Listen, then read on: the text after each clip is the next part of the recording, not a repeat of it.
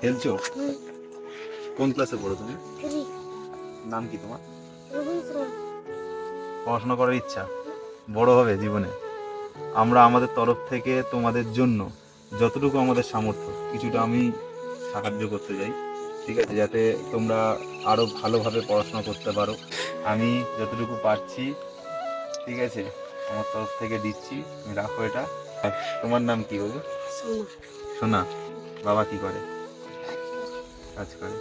ঠিক আছে বাবু, তুমি এটা রাখো। এটা কি নাম তোমার? দুর্গা। আচ্ছা ঠিক আছে, ভালো করে পড়বে হ্যাঁ মা? ঠিক আছে, ভালো করে পড়াশোনা করো, ওখানে কলেজে ভালো করে পড়তে হবে, একদম জায়গায় নিজেদেরকে একদম নিয়ে যেতে হবে।